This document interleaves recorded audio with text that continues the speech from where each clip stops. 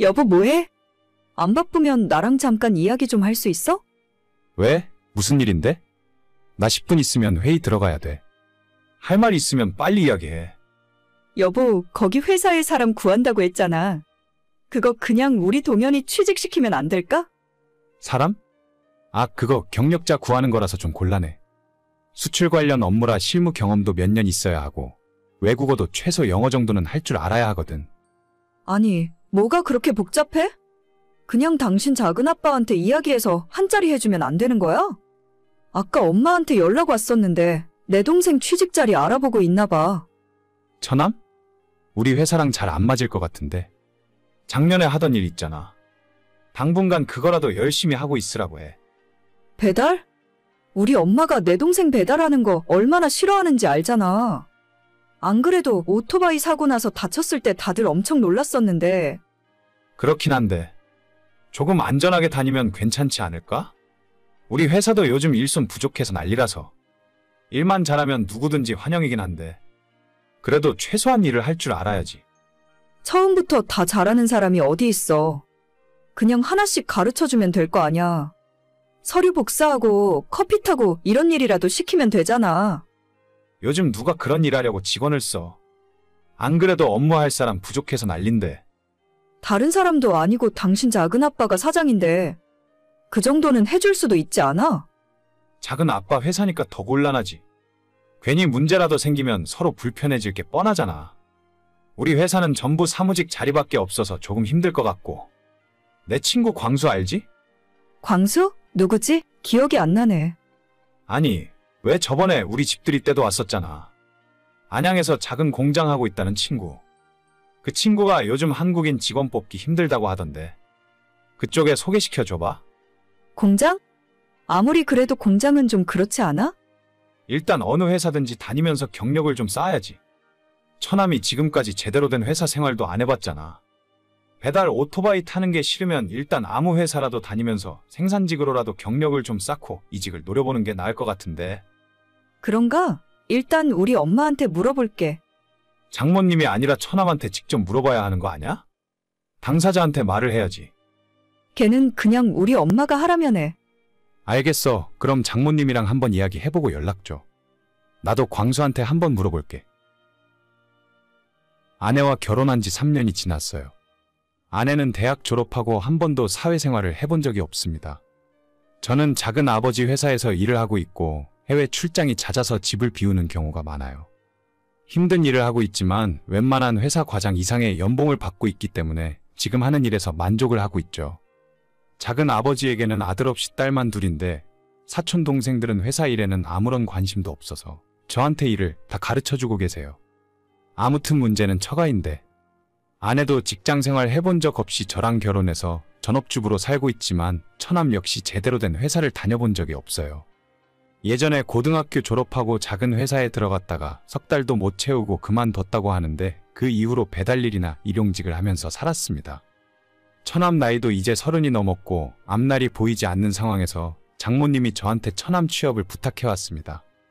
제가 다니는 회사는 도저히 자리가 없어서 친구 회사를 소개시켜줬고 나름 제 지인이라고 연봉도 기존 직원들보다 많이 주기로 했는데 겨우 2달 만에 그걸 또 못 참고 그만두겠다고 난리였어요.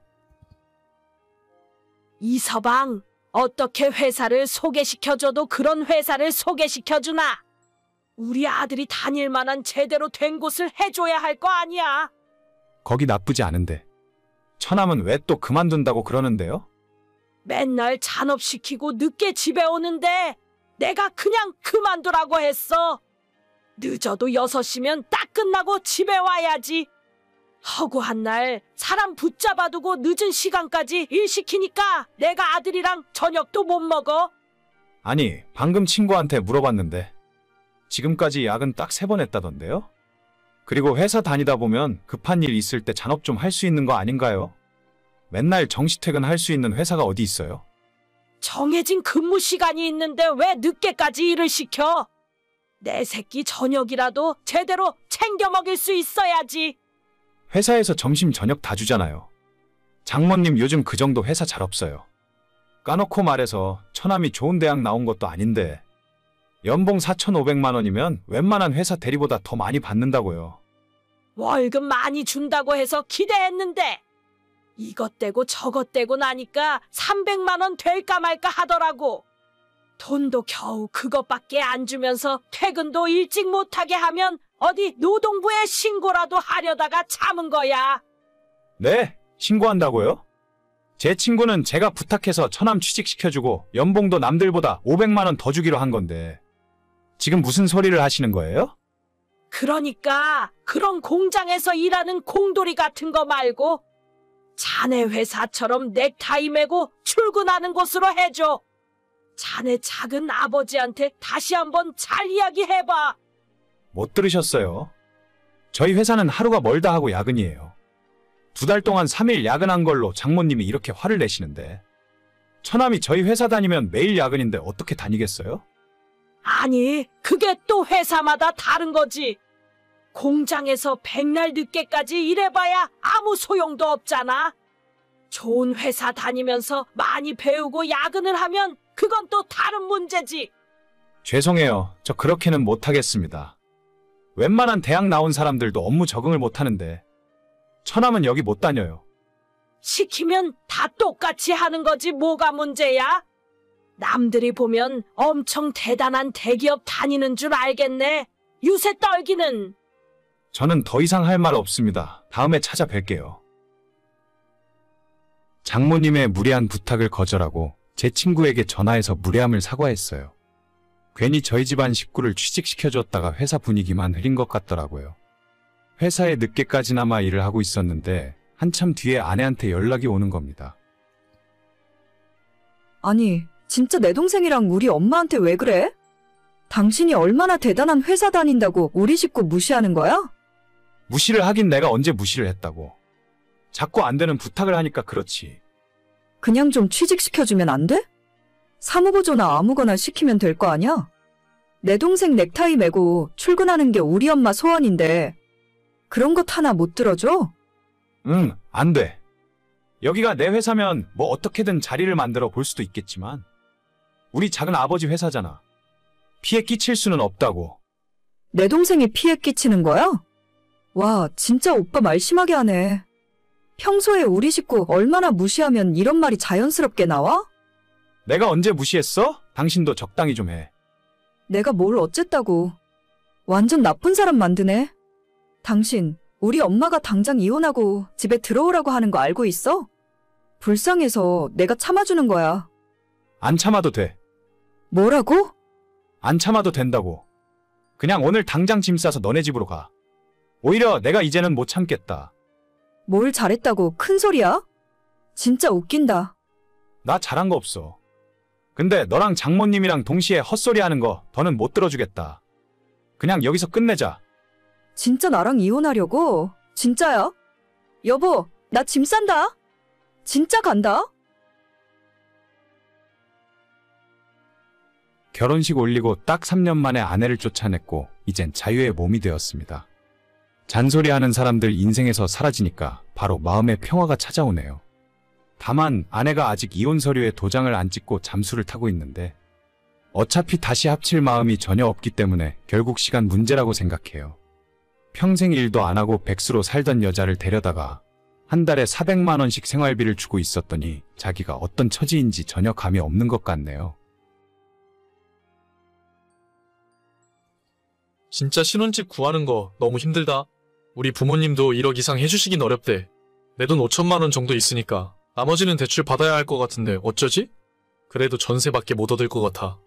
괜찮아. 우리 나이에 몇 억 가진 사람이 그리 흔하겠니? 오빠네 부모님도 노후 준비하셔야 하는데 1억이나 해주셨으면 할 만큼 하신 거야. 그래도 너희 집은 훨씬 잘 사는데 우리 집안이 상대적으로 형편이 안 좋으니까 괜히 너한테도 미안하고 나중에 너희 부모님이 신혼집 문제로 결혼 반대라도 하실까봐 걱정이 돼. 이미 우리 결혼은 다 허락하신 거고 더 이상 쓸데없는 걱정은 할 필요 없어. 신혼집이 꼭 아파트가 아니어도 상관없으니까. 전세 2년 사는 동안에 우리 둘이 열심히 돈 많이 모아서 그 다음에는 더 좋은 곳으로 이사 가자. 우리 부모님도 그런 식으로 재산 모으셨다고 하니까 우리도 할 수 있을 거야. 그때는 30년 전이고 그때랑 지금이랑 같아? 아무튼 다음 주부터는 우리 신혼집 알아보러 다녀야 해. 얼마짜리 집을 얻을지 확실하게 정해야 나도 은행에 대출이 얼마나 나올지 알아볼 수 있으니까. 알겠어. 최대한 대출 적게 받을 수 있게 작은 집 알아보자. 근데 집은 그렇다 치고 혼수 말인데 자기는 혼수를 어떻게 했으면 좋겠어? 혼수? 글쎄, 아직 구체적으로 생각해본 건 없는데 그래도 집을 3억 정도 얻는다고 치면 너희 부모님이 1억 이상은 해주려고 하시지 않을까? 자기 부모님은 돈 많은 부자니까. 1억? 글쎄, 우리 부모님 생각은 조금 다르던데. 어차피 지금은 우리가 집 사기도 힘든 상황이고 전세 끝나면 또 이사를 가야 하는데 비싼 고급 제품으로 맞출 필요가 있을까? 적당히 싼 것 대충 쓰다가 나중에 좋은 집 이사 갈 때 그때 제대로 맞추면 되는 거 아니야? 나는 그래도 너희 집이 부자니까 혼수를 제대로 해서 주실 줄 알았는데 역시 내가 사윗감으로 마음에 안 드시는 게 분명해. 그런 거 아니래도 우리 부모님들도 다 생각이 있으시겠지. 일단 집 구해놓고 나서 혼수에 대해 다시 말씀드려보자. 내가 회사 다니면서 모은 돈도 있으니까 만에 하나 정말 안 도와주신다고 하면 내 돈으로 혼수 맞추면 돼. 너무 걱정하지 마, 오빠. 일단 알겠어. 다음 주에 부동산부터 돌아다녀보자. 저는 얼마 전까지 3년 만난 남자친구와 결혼을 준비하고 있었어요. 같은 직장 다니고 있다가 연애를 시작했는데 이제는 제 나이가 32, 남자친구의 나이가 35이다 보니 더 미루지 못하고 내년쯤엔 결혼식을 올려야겠다 싶더라고요. 직장은 어디라고 말하긴 좀 그렇지만 연봉이 높지 않은 대신 안정적이고 대부분의 사람들이 정년까지 다닐 수 있는 곳입니다. 결혼하고 나서도 계속 둘이 맞벌이 하면서 저축하고 살다 보면 더 좋은 집으로 이사 갈 수 있고 언젠가는 내 집 마련도 할 수 있을 것 같았거든요. 남자친구의 집안은 그냥 평범한 분들이고 두 분 모두 열심히 사셨기 때문에 노후 걱정은 크게 하지 않아도 될 정도였어요. 저희 결혼할 때 부모님이 도움을 안 주셔도 저는 괜찮았는데 남자친구 입장과 그쪽 부모님들 입장에서는 그게 아니었나 보죠. 집은 정말 그 정도면 괜찮을 것 같아. 오늘 본 걸로 결정하자. 그래도 너무 작지 않아? 안 그래도 아파트 못 가서 미안한데 기왕이면 빌라로 얻더라도 방 3개 있는 신축 빌라로 하지. 요즘 뉴스 못 봤어?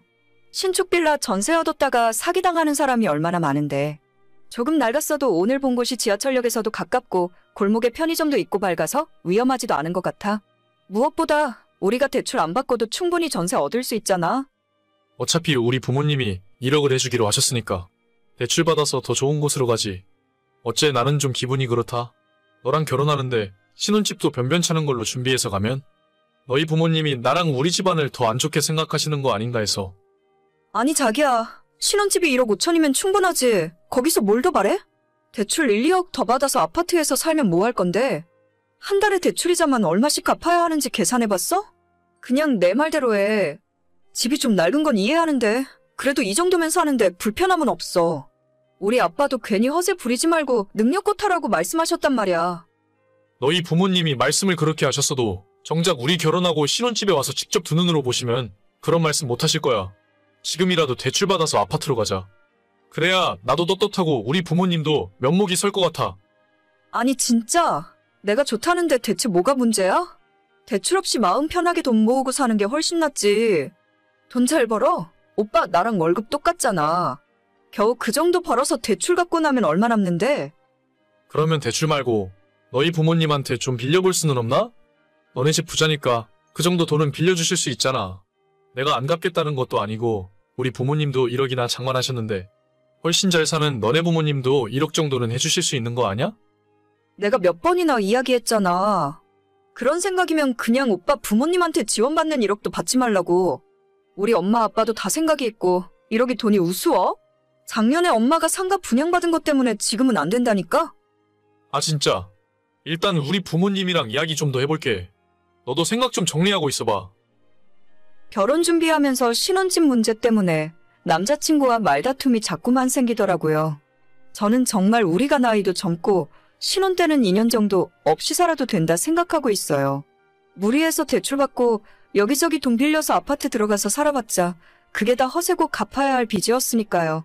애초에 처음 결혼 이야기 나왔을 때 남자친구에게 5천만 원이 있다고 했고 저는 그것보다는 조금 더 모아놓은 돈이 있었기 때문에 1억 정도의 예산을 맞춰서 집을 구하고 남은 돈으로 살림살이 싸게 맞춰서 시작할 생각이었어요. 하지만 남자친구가 먼저 자기 부모님을 졸라서 결혼자금 1억을 지원받기로 하더니 그 뒤로 점점 저한테 눈치 아닌 눈치를 주더라고요. 저희 엄마가 작년에 상가를 새로 분양받은 것은 사실입니다. 거기에 목돈이 묶여 있는 것도 맞지만 그래도 부모님이 제가 원하면 1억 정도는 결혼자금으로 내어주실 수 있는 분들이세요. 하지만 저희 부모님도 다른 계획이 있는 상황이고 어차피 시댁에서 지원받은 1억도 언젠가는 살면서 갚아나가야 할 마음의 빚이라고 생각하니까요. 결국 집 문제로 갈등이 점점 심해지다가 크게 싸우고 말았습니다. 우리 부모님도 그냥 대출받아서 아파트 전세 얻으래. 2억 정도 대출받으면 충분할 것 같은데 뭐하러 빌라 살면서 고생하냐던데? 아, 진짜 나는 그렇게까지 무리하고 싶지 않다고. 집을 우리가 사는 거라면 모를까. 남의 집에 전세 사는데 대출을 그렇게까지 받을 일이야? 아무튼 신혼집 문제는 그렇게 하기로 결정했으니까 혼수는 어떻게 할 생각이야? 혼수? 그냥 내가 저번에 얘기한 대로 해야지. 2천 정도 선에서 맞추면 가성비 있게 할 수 있을 것 같은데? 그 정도면 충분하지 않아? 그건 빌라 살 생각이었을 때 이야기지. 아파트에 들어가서 사는데 어떻게 똑같이 해? 최소한 혼수로 5천 정도는 해야 한다고 생각하고. 솔직히 내가 1억 5천에 가는 거니까 너희 부모님이 차 한 대는 뽑아주셔야지. 뭐? 우리 부모님이 차를 왜 뽑아주는데? 그럼 딸 시집 보내는데 공짜로 보내려고 그래? 우리 집에서 이렇게 주면 너네도 5천만 원짜리 자동차 정도는 해주셔야 하는 거 아냐? 아니, 내가 언제 돈 받아오라고 강요한 적 있어? 처음부터 부모님들 도움 바라지 말고 우리끼리 알아서 하자고 했지? 왜 오빠 마음대로 결정해버리고 이제 와서 차를 해달라는 거야? 너는 결혼이 장난 같니? 너랑 나랑 소꿉장난 하는 게 아니잖아. 집안 대 집안으로 인연을 맺는 건데 너희 부모님만 아무것도 해주지 않겠다고 하시는 게 말이나 되는 소리야? 우리 부모님이 1억 현금 내어주셨으면 너네 부모님도 최소 5천만 원짜리 자동차 정도는 해주셔야 한다고 봐. 내가 무리한 요구를 하는 건 아니라고 생각해. 아, 이럴 거면 그냥 장사를 해. 본전 생각나고 돈 아까우면 뭐하러 나랑 결혼할 생각이야? 내가 언제 아파트 해달라고 했어? 그냥 조금 부족해도 우리 힘으로 하자고 했잖아. 우리 부모님도 그걸 원하신다고. 주제도 안 되는데 억지로 무리해서 좋은 아파트에서 사는 게 아니라. 주제도 안 된다고? 너 지금 나랑 우리 집안 무시하는 거야? 그게 아니라 말을 말자. 자꾸 이런 식이면 더 이상은 결혼 이야기 못할 것 같아. 처음부터 괜찮다고 몇 번이나 얘기했는데 왜 이렇게 자격지심이 심해? 그럼 없던 일로 해. 너네 집 솔직히 개뿔도 없는 거 아냐? 어떻게 외동딸이 시집 간다고 하는데 한 푼도 안 해주실 수가 있어? 너가 친자식이 아니거나 아니면 너희 부모가 겉만 번들으라고 알고 보니 개털이었거나 둘 중 하나라고 생각해. 이게 말이면 단줄 하나. 우리 힘으로 하는 모습 보여드리자고 했지? 내 말대로 딱 2년만 그렇게 살았으면 그 뒤로는 우리 아빠가 집부터 시작해서 사는데 불편함 없이 다 해주신다고 하셨는데 엄마 아빠가 당신 봤을 때 사람이 어떤지 모르니까 일단 신혼 때는 같이 고생해봐야 한다고 말씀하셨을 때 무슨 소리인가 싶었는데 그 말을 이제야 알겠다. 그냥 결혼은 없던 일로 해. 나도 더 이상은 하고 싶지 않아졌어. 아니, 나는 너희 부모님한테 더 잘 보이고 싶어서 그랬다니까? 자동차 이야기는 그냥 답답해서 해본 소리지. 너희 부모님이 그런 생각 갖고 계신 줄 몰랐었어. 됐어. 끝이니까 연락하지 마. 회사에서 마주쳐도 아는 척하지 말고. 남자친구와 결혼하고 싶다고 처음 부모님에게 말씀드렸을 때 반대를 하진 않으셨어요. 다만 그 사람이 어떤 사람인지 제대로 알기 위해서는 같이 고생을 해봐야 진정한 모습을 알 수 있다고 하셨거든요. 그래서 결혼할 때도 우리 부모님은 아무런 도움을 주지 않기로 하셨어요. 2년 정도 지났을 때 우리가 별 문제 없이 잘 살고 있다면 그때는 저희 부모님께서도 집 살 때 도움도 주고 앞으로 사는데 지장 없게 다 해주신다고 하셨었는데 남자친구랑 그쪽 부모님들은 저와는 생각이 달랐던 것 같아요. 무리해서 큰 대출 받아서 아파트 살아봤자 뭐가 좋다고. 저는 1억 받아오라고 시킨 적도 없는데 이제 와서 우리 부모님한테 5천만 원짜리 자동차 얻어오라고요? 결혼 생활 시작도 안 했지만 이 사람의 진정한 모습에 대해서 알 수 있었던 것 같고 덕분에 시간 낭비 없이 빠른 결정을 내릴 수 있어서 다행이네요. 헤어진 이후로도 뭐가 미련이 남는지 계속 미안하다 잘못했다며 저랑 다시 잘해볼 생각인 것 같지만 저는 남아있는 정도 없고 아무런 미련도 없네요. 저희 집도 예전에 아빠 사업이 어려워졌을 때 새 식구 빌라에서 살았던 적 있는데 아무렇지도 않았거든요. 제 생각보다도 남한테 보여지는 게 더 중요한 사람인 것 같아서 헤어지길 잘한 것 같습니다. 오늘의 사연은 여기까지입니다. 구독과 좋아요, 알림 설정은 많은 힘이 됩니다. 다들 행복하시고 좋은 하루 되세요.